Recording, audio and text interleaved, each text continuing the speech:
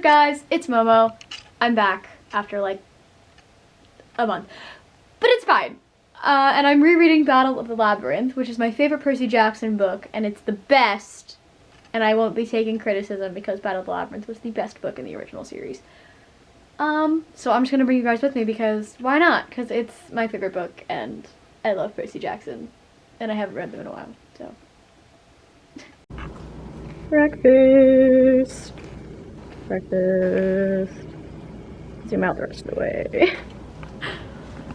I'm back. It's like 2 days after I filmed that intro, but it's fine. Loki, stop. My cat's playing with a bag. Stop it. I'm like almost halfway through Battle of the Labyrinth. My very beat up, destroyed copy of this book. Like it's actually falling apart. It's kind of a problem. She's fallen apart, but we're almost halfway through. They just left Alcatraz with Briareus, which I kind of forgot happened, but my favorite part of that entire scene was just Percy with the rock, paper, scissors, and he just does a finger gun to win rock, paper, scissors. I love it. I love it. And this is my favorite Percy Jackson book. I think I said that in the intro, but I'm very excited to keep reading it because it's my favorite book. So naturally, I just think it's the best one in the series. And this book has all the Percabeth moments. The little hug in the Athena cabin, the kiss in the volcano! Then Calypso for like 4 chapters. I just don't like Calypso, and it has nothing to do with Percabeth. I just think she's boring in the Riordan verse. So I'm gonna eat my breakfast and I'm gonna keep reading. And I'm actually gonna like do things today so I can bring you guys. Hey guys, it's a little later now, but I'm going to read, and I didn't realize how much I missed the chapter titles. Like the Percy Jackson chapter titles are so good, and a lot of his Percy Jackson's like a middle grade series. A lot of the YA books that I've read don't have the chapter titles. So when I open my book and I see the chapter, I think I'm on chapter 8, and it says, "We visit the Demon Dude Ranch," I was like, Percy Jackson chapter titles! So good. So good! I just finished that part of Battle of the Labyrinth where they're at Garion's ranch and they summon Bianca. That shit was heartbreaking! Like, from Nico's perspective, like, first of all, Bianca completely ignored him at first and just wanted to talk to Percy. And Bianca is... not Bianca. And Nico is just like this heartbroken 11-year-old whose sister he lost, and now like Bianca doesn't even wanna like talk to him. And she's just like, "Oh, you're so tall," like, and what she said makes sense, like, you know, like, you can't bring me back, and like you can't always blame Percy, but like, he's 11. He's not gonna admit that, like, you know, I'm just mad at Bianca for leaving me. He's gonna be like, no, I'm mad at Percy because Percy went on the quest with her. That part just infuriated me. I teared up.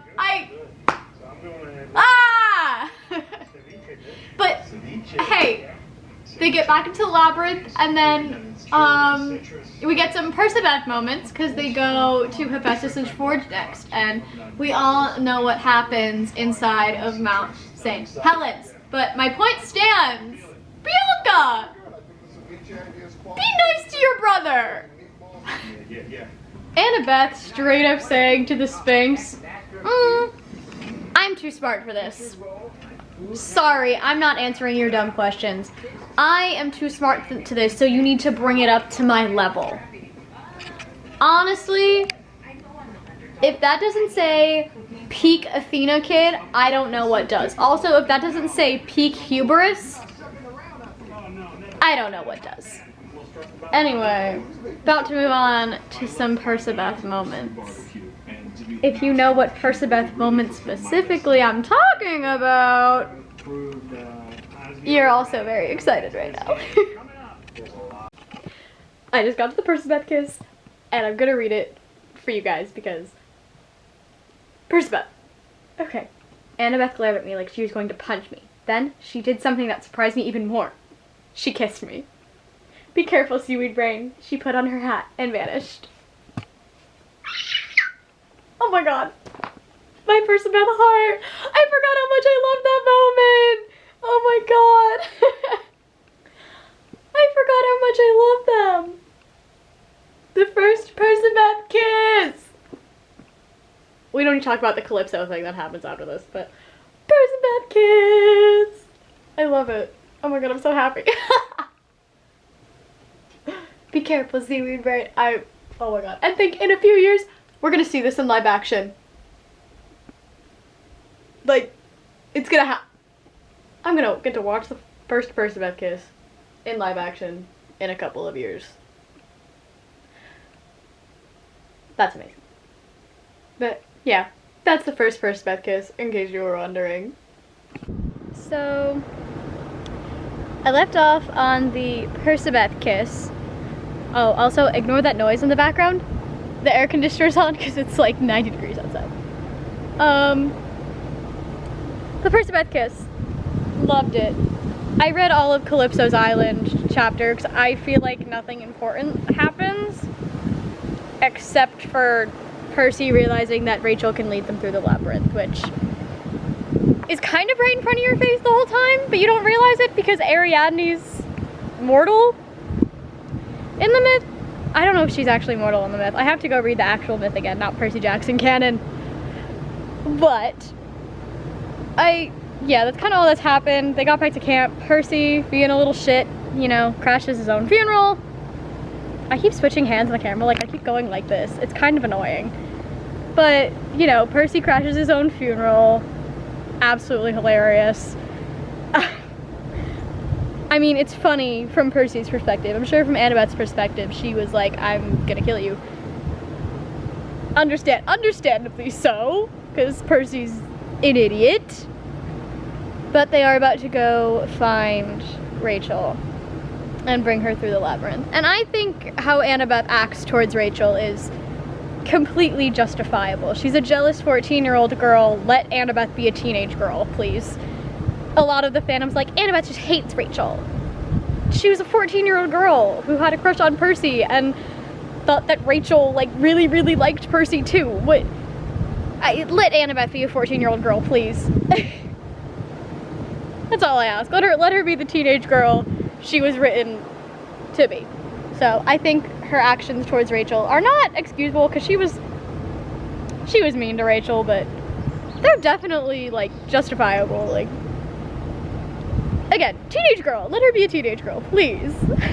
Alright, I'm on chapter 13, and Rachel's saying, oh, they asked me lots of questions about you.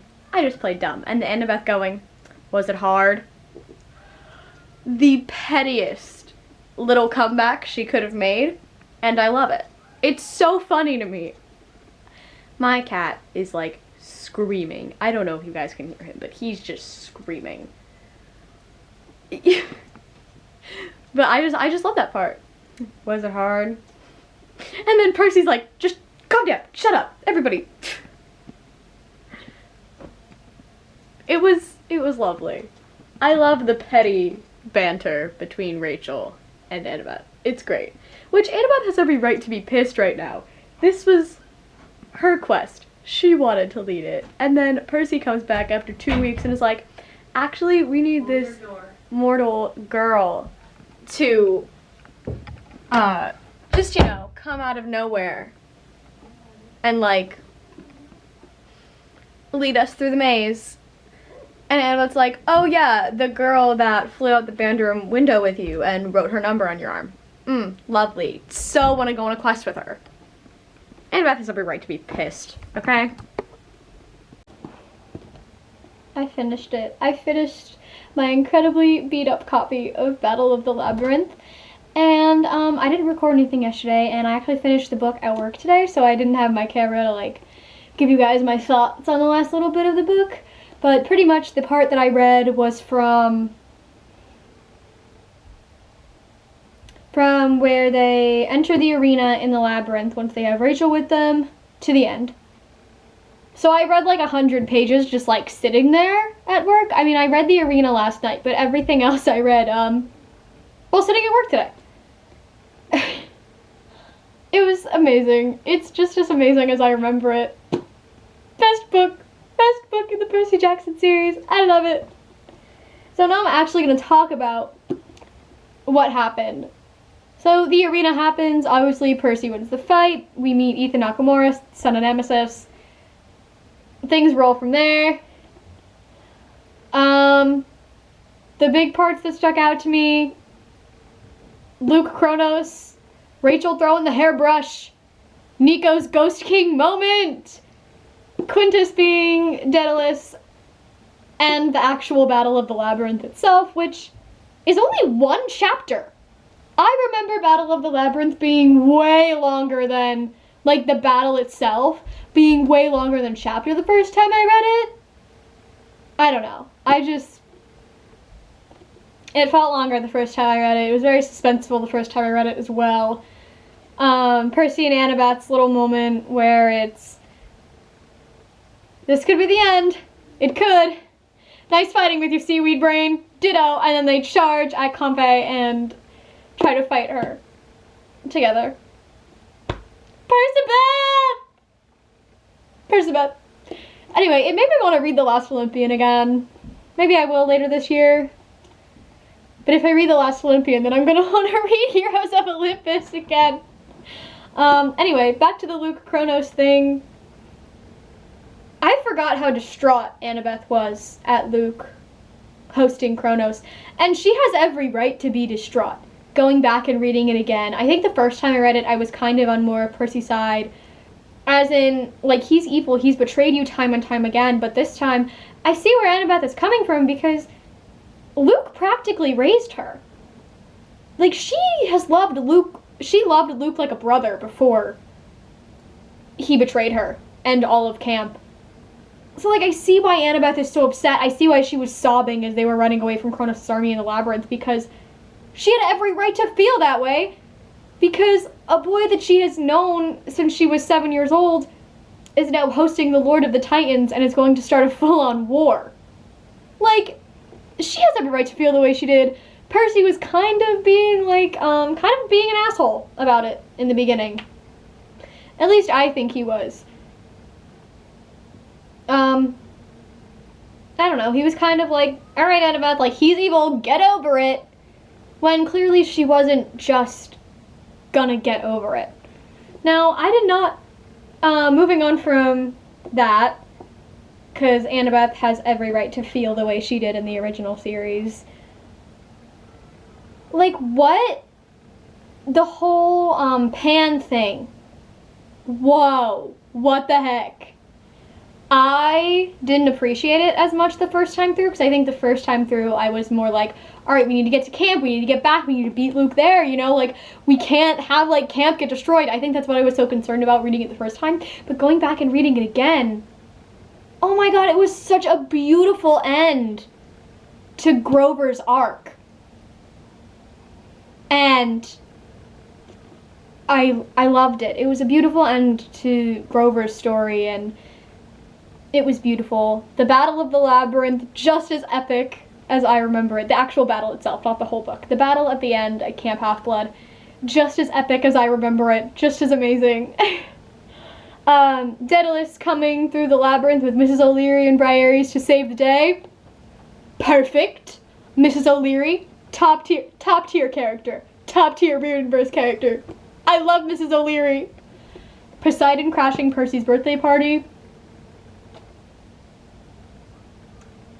Did he need to do that? No. Did he? Oh, absolutely. Paul Blowfus? Amazing. Absolutely love that man. If Paul Rudd does not play him in the adaptation, I don't want it.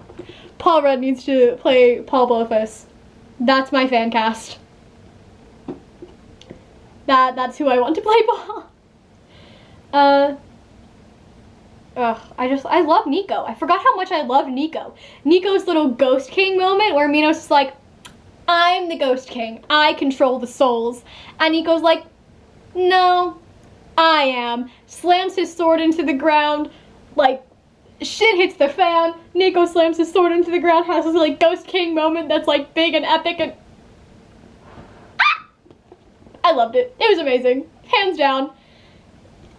Oh, that whole fight, like, in Daedalus's workshop is so cool, because, like, you see Daedalus as, like, this self-centered person who didn't really care what happened, only was looking out for himself, only for him to come back in the middle of the battle, save Percy and Annabeth's lives, keep the camp from getting destroyed, and take down the labyrinth so that they don't have to deal with it moving forward in this war. Perfect. I also forgot about the moment at the end of the book where Percy gives Nico the mythomagic statue. I forgot about that. Yeah, the end really made me want to read The Lost Olympian again. Like, where it's like, why don't you come in and have some cake and ice cream? Sounds like we have a lot to talk about. I know what they're talking about. They're talking about Percy getting the Curse of Achilles. So, anyway, I loved Battle of the Labyrinth. Is 100% gonna read this a billion more times, because as I've said a million times in this video, best book in the Percy Jackson series. And I will see you guys next time for whatever I decide to do next on this channel. Bye!